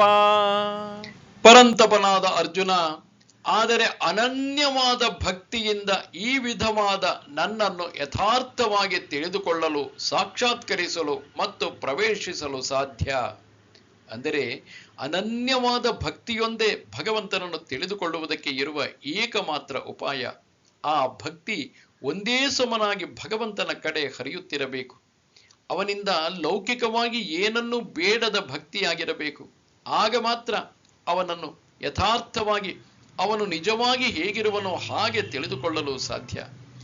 ನಾವು ಅನೇಕ ವೇಳೆ ತಿಳಿದುಕೊಳ್ಳಬೇಕೆಂಬ ವ್ಯಕ್ತಿಯ ಪ್ರಿಯವಾದ ಭಾಗವನ್ನು ಮಾತ್ರ ನೋಡಿ ಅಪ್ರಿಯವಾದ ಭಾಗದ ಕಡೆಗೆ ಕಣ್ಣನ್ನು ಹಾಕುವುದಿಲ್ಲ. ಇದು ಸತ್ಯದ ಪೂರ್ಣ ದರ್ಶನವಲ್ಲ. ಪರಮಾತ್ಮನಲ್ಲಿ ಸೌಂದರ್ಯ ಸತ್ಯ ಹೇಗೆ ಇದೆಯೋ ಭಯಂಕರವೂ ಉಗ್ರವೂ ಆದ ಮೃತ್ಯುವೂ ಕೂಡ ಇದೆ. ಇದನ್ನು ಭಗವಂತನ ಬಾಯಿಂದಲೇ ಅರ್ಜುನ ವಿಭೂತಿ ಯೋಗದಲ್ಲಿ ಕೇಳಿದ. ಕೇಳಿದ್ದರಿಂದಲೇ ಅರ್ಜುನನಿಗೆ ತೃಪ್ತಿ ಬರಲಿಲ್ಲ. ಕೇಳಿದ್ದನ್ನು ನೋಡಬೇಕೆಂದು ಬಯಸಿದ. ಅದಕ್ಕಾಗಿಯೇ ವಿಶ್ವರೂಪವನ್ನು ಅರ್ಜುನನಿಗೆ ಶ್ರೀಕೃಷ್ಣ ತೋರಿಸಿದ್ದು. ಇದೇ ಸಾಕ್ಷಾತ್ಕಾರ. ಬರೀ ಇದನ್ನು ನೋಡುವುದು ಕೂಡ ಕೊನೆಯಲ್ಲ. ನಾವು ನೋಡಿದ್ದರಲ್ಲಿ ಒಂದಾಗಬೇಕು, ಕರಗಬೇಕು. ಹನಿ ಸಾಗರದಲ್ಲಿ ಲಯವಾಗಬೇಕು, ನದಿ ಸಮುದ್ರದಲ್ಲಿ ಲಯವಾಗಬೇಕು. ನಾವು ಅವನನ್ನು ಪ್ರವೇಶ ಮಾಡಿದರೆ ನಾವು ನಾವಾಗಿ ಉಳಿಯುವುದಿಲ್ಲ. ಯಾವುದಕ್ಕೆ ಪ್ರವೇಶ ಮಾಡುತ್ತೇವೆಯೋ ಅದರ ಧರ್ಮ ನಮಗೆ ಬರುವುದು. ನದಿಗೆ ಸಾಗರದ ಧರ್ಮ ಬರುವುದು. ಅಗ್ನಿಕುಂಡಕ್ಕೆ ಇಳಿದ ಇದ್ದಲು ತಾನೂ ಕೂಡ ಅಗ್ನಿಯೇ ಆಗುವುದು. ಕೇವಲ ಅನನ್ಯವಾದ ಭಕ್ತಿಯಿಂದಲೇ ನಾವು ಭಗವಂತನನ್ನು ತಿಳಿದುಕೊಳ್ಳಬಹುದು. ಅವನೇನು ಎಂಬುದನ್ನು ನೋಡಬಹುದು. ಅದರೊಳಗೆ ನಾವು ಕೂಡ ಪ್ರವೇಶ ಮಾಡಬಹುದು. ಇಲ್ಲಿ ಅತ್ಯಂತ ಸುಲಭದ ಹಾದಿಯನ್ನು ಜೀವರಾಶಿಗಳಿಗೆ ತೋರಿಸುತ್ತಾನೆ. ಇದು ಸುಲಭ ಮಾತ್ರವಲ್ಲ, ಯಾವುದನ್ನು ಯಜ್ಞ, ತಪಸ್ಸು, ಅಧ್ಯಯನಗಳು ಕೂಡ ಮಾಡಲಾರವೋ ಅದನ್ನು ಇದು ಮಾಡಬಲ್ಲದು. ಆದರೆ ಭಕ್ತಿಯು ಮಾಡಬಲ್ಲದು. ಮತ್ಕರ್ಮ ಕೃನ್ಮತ್ ಪರಮಃ ಮದ್ಭಕ್ತಃ ಸಂಗವರ್ಜಿತಃ ನಿರ್ವೈರಃ ಸರ್ವಭೂತೇಷು ಯಃ ಸ ಮಾಮೇತಿ ಪಾಂಡವ. ಅರ್ಜುನ, ಯಾವನು ನನಗಾಗಿಯೇ ಕರ್ಮ ಮಾಡುವನೋ, ನನ್ನನ್ನೇ ಪರಮ ಗತಿಯೆಂದು ತಿಳಿದಿರುವನೋ, ನನ್ನ ಭಕ್ತನೋ, ಸಂಗರಹಿತನೋ, ಸಮಸ್ತ ಭೂತಗಳಲ್ಲಿ ವೈರವಿಲ್ಲದವನೋ, ಅವನು ನನ್ನನ್ನೇ ಸೇರುತ್ತಾನೆ.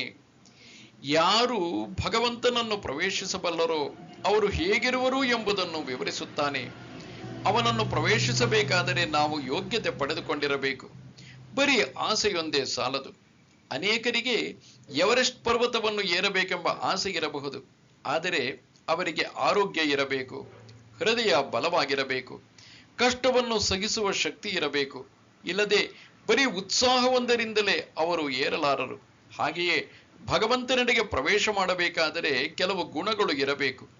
ಅವುಗಳಲ್ಲಿ ಮುಖ್ಯವಾದ ಕೆಲವನ್ನು ಇಲ್ಲಿ ಕೊಡುತ್ತಾನೆ. ಕರ್ಮವನ್ನು ಭಗವಂತನಿಗಾಗಿಯೇ ಮಾಡಬೇಕು.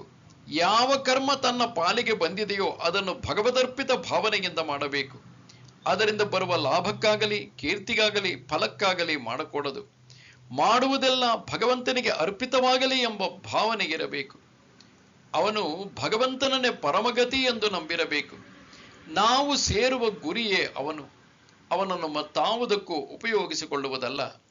ಅವನಿಗಾಗಿ ಎಲ್ಲ ಎಂಬ ಭಾವನೆ ಇರಬೇಕು. ಅವನು ಭಗವಂತನ ಭಕ್ತನಾಗಿರಬೇಕು. ಅವನನ್ನು ಪ್ರೀತಿಸಬೇಕು. ಅವನಲ್ಲಿ ಶರಣಾಗಿರಬೇಕು. ಅವನನ್ನೇ ನಂಬಿರಬೇಕು. 10ರಲ್ಲಿ 11ರಂತೆ ದೇವರನ್ನು ತೆಗೆದುಕೊಂಡರೆ ಸಾಲದು. ಎಲ್ಲವನ್ನು ಅವನಿಗಾಗಿ ಅರ್ಪಿಸಿದವನೇ ಭಕ್ತ. ಸಂಘರಹಿತನಾಗಿರಬೇಕು. ಹೆಂಡತಿ, ಮನೆ, ಮಕ್ಕಳು, ಅಧಿಕಾರ, ಪದವಿ, ಯಶಸ್ಸು ಯಾವುದಕ್ಕೂ ಅಂಟಿಕೊಂಡಿರಬಾರದು. ಇವುಗಳ ಮಧ್ಯದಲ್ಲಿ ಅವನಿರಬಹುದು. ಆದರೆ ಇದಾವುದು ತನ್ನದಲ್ಲ ಎಂಬುದನ್ನು ಪ್ರತಿ ನಿಮಿಷವೂ ಅವನು ತಿಳಿದಿರುವನು. ಕಮಲದ ಎಲೆ ನೀರಿನಲ್ಲಿದ್ದರೂ ನೀರು ಅದಕ್ಕೆ ಸ್ವಲ್ಪವೂ ಅಂಟಿಕೊಂಡಿರುವುದಿಲ್ಲ. ಅವನು ಯಾರನ್ನು ದ್ವೇಷಿಸುವುದಿಲ್ಲ, ಅವನು ಎಲ್ಲರನ್ನೂ ಪ್ರೀತಿಸುತ್ತಾನೆ. ಆ ಪ್ರೀತಿಗೆ ಕಾರಣ ವಾಸುದೇವ. ಈ ಪ್ರಪಂಚವೆಲ್ಲ ವಾಸುದೇವನ ಕುಟುಂಬ. ಆ ದೃಷ್ಟಿಯಿಂದ ಇವನು ಎಲ್ಲವನ್ನೂ ಪ್ರೀತಿಸುತ್ತಾನೆ. ಇವನು ಪ್ರೀತಿಸಿದರೂ ಕೆಲವರು ಇವನನ್ನು ದ್ವೇಷಿಸುವವರು ಇರುವರು. ಅವರು ದ್ವೇಷಿಸಿದರೂ ಇವನಲ್ಲಿ ಮಾತ್ರ ಸದಾ ಪ್ರೇಮವೇ ಜಿನುಗುತ್ತಿರುವುದು. ಭಗವಂತನನ್ನು ಪ್ರೀತಿಸುವುದು, ಈ ಪ್ರಪಂಚವನ್ನು ದ್ವೇಷಿಸುವುದು ಒಟ್ಟಿಗೆ ಹೋಗುವುದಿಲ್ಲ. ಭಗವಂತನನ್ನು ಪ್ರೀತಿಸಿದರೆ ಅವನು ಸರ್ವವನ್ನೂ ಪ್ರೀತಿಸುವನು. ಏಕೆಂದರೆ ಎಲ್ಲದರ ಹಿಂದೆಯೂ ಅವನೇ ಇರುವನು. ಅವನಿಲ್ಲದ ಸ್ಥಳವಾಗಲಿ ವ್ಯಕ್ತಿಯಾಗಲಿ ಯಾವುದೂ ಇಲ್ಲ. ಇಂತಹ ಗುಣಗಳಿದ್ದವನು ಭಗವಂತನನ್ನೇ ಸೇರುತ್ತಾನೆ. ಸತ್ತ ಮೇಲೆ ದೇವರನ್ನು ಅವನು ಹೊಸದಾಗಿ ಸೇರುವುದಲ್ಲ. ಬದುಕಿರುವಾಗಲೇ ಅವನು ತನ್ನ ವ್ಯವಹಾರದ ಹಿಂದೆಲ್ಲ ಭಗವಂತನನ್ನು ತಂದಿರುವನು. ಇರುವಾಗಲೇ ಅವನಲ್ಲಿರುವನು, ಹೋಗುವಾಗಲೂ ಅವನಲ್ಲಿರುವನು. ನೀರಿನ ಗುಳ್ಳೆ ನೀರಿನಿಂದಲೇ ಆಗಿ ನೀರಿನ ಮೇಲೆಯೇ ಹರಿಯುತ್ತಿದ್ದು ಒಡೆದಾಗ ನೀರಿನಲ್ಲಿಯೇ ಐಕ್ಯವಾಗುವಂತಹುದು ಭಕ್ತನ ಜೀವನ. ಓಂ ತತ್ಸದಿತಿ ಶ್ರೀಮದ್ಭಗವದ್ಗೀತಾಸು ಉಪನಿಷತ್ಸು ಬ್ರಹ್ಮವಿದ್ಯಾಯಾಂ ಯೋಗಶಾಸ್ತ್ರೇ ಶ್ರೀಕೃಷ್ಣಾರ್ಜುನ ಸಂವಾದೇ ವಿಶ್ವರೂಪ ಸಂದರ್ಶನ ಯೋಗೋ ನಾಮ ಏಕಾದಶೋಧ್ಯಾಯಃ. ನಮಸ್ತೆ ಶಾರದೆ ದೇವಿ ಕಾಶ್ಮೀರ ಪುರವಾಸಿನಿ ತ್ವಾಮಹಂ ಪ್ರಾರ್ಥೆಯೇ ನಿತ್ಯಂ ವಿದ್ಯಾದಾನಂಚ ದೇಹಿ ಮೇ. ನಮಸ್ಕಾರ.